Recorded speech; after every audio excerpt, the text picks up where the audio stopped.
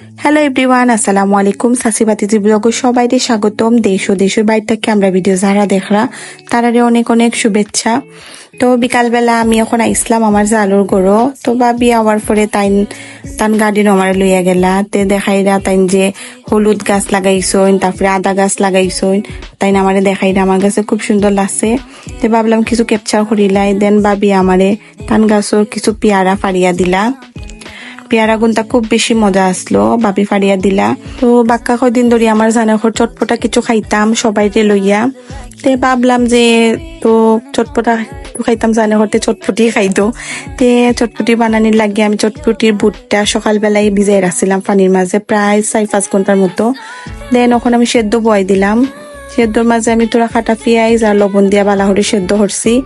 তখন প্রায় আমার সেদ্ধ হয়ে গেছে বুটটা, চটপটির বুট। তে সেদ্ধ করার পরে আমি কিছু আলু সেদ্ধ করছিলাম। সেদ্ধ করিয়া এখন আমি আলু গুনতারে বালাহরি ম্যাশ করলাম। চটপটির মাঝে আলু ম্যাশ করিয়া দিলে আমার টাইম খুব ভালো লাগে, আমি সবসময় দেই ম্যাশ করিয়া। তো এখন আমি চটপটির মাঝে আলু দিলাম, দেওয়ার পরে আলুটা বালা করে মিক্সড করলাম চটপটির বুটোর মাঝে। তারপরে কিছু কাঁচামরিচ ওগুন আমার শাশুড়ি মার গাছর তেতান ওনটাকে ফাড়ি আনলাম, আনিয়ে আমি চটপটির মাঝে অ্যাড করে লইলাম। দেন আমি কিছু মশলা দিলাম। মশলাটা তার দেওয়ার পরে আমি রাঁধুনির চটপটির মিক্স মশলাটাও অ্যাড করলাম, প্রায় আধা প্যাকেট আমি দিচ্ছি অনো। দেওয়ার পরে বালা করে আমি মশলাটা মিশিয়ে দিলাম, বালা করিয়া লাড়িয়া সারিয়া দিমু। তো লাড়া সারার পরে তো ওখানে গেল আমার চটপটির ফাইনাল লুক। তো কিলা হয়েছে সুন্দর ইলে কমেন্ট করে জানাইবা। আর দেন আমি এখন টক করার লাগি লই লইলাম তেঁতুল। তো কিছুটা তেঁতুল আমি লইলাম। তো তেঁতুলের মাঝে আমি এখন কিছুটা পানি এড করবো যাতে একটু নরম হয়। তারপরে আমি দিলেইমু একটু লবণ, তারপরে একটু চিনি, এরপরে দিলেইমু গুঁড়ামরিচের গুঁড়া, তারপরে আমি দিমু বিট লবণ দিয়া আমি একটু মিশাই লইমু। তারপরে আমি হাতের সাহায্যে বালা করি এটারে মিশাইমু। মিশানির পরে আমি একটা চাকনির মাঝে এটা চাকি লইমু। তো চাকার পরে তো আমার টকটা প্রায় রেডি হয়ে গেছে। ও আমার টকর ফাইনাল লুক। আর তো এখন একটা জারও লই নিলাম টকটা।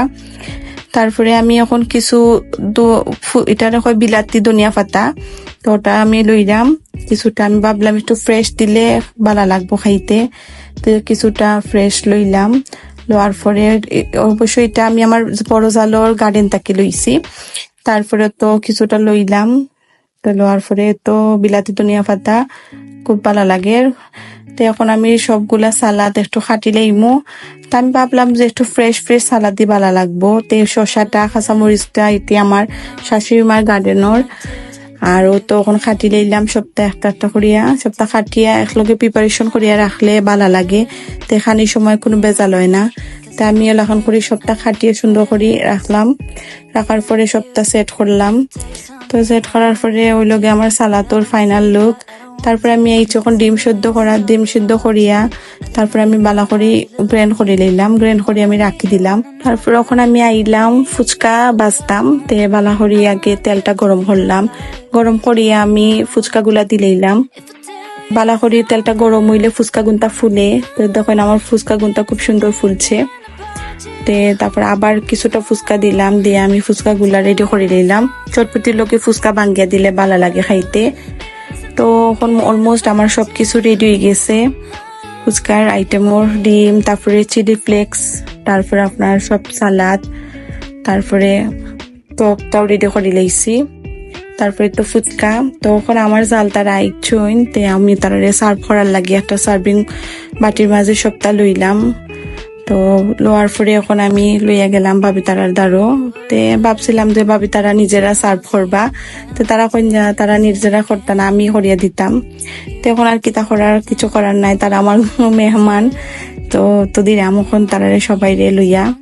তে আমার অবশ্য ভালাই লাগে সবাই রে লইয়া খাওয়াইতাম। আর আমি যেন যাই আমার অনই লইয়া খাওয়ানি লাগে, হোক এটা বাসা, হোক এটা মেহমান বাড়ি, হোক এটা আমার স্কুল, সব জায়গাতেই আমার লইয়া খাওয়ানি লাগে। তে অতটুকু আসলো আমার ভিডিও। আপনারা ভালো লাগলে অবশ্যই কমেন্ট করবা। সবাই ভালো থাকবা। আল্লাহ হাফেজ।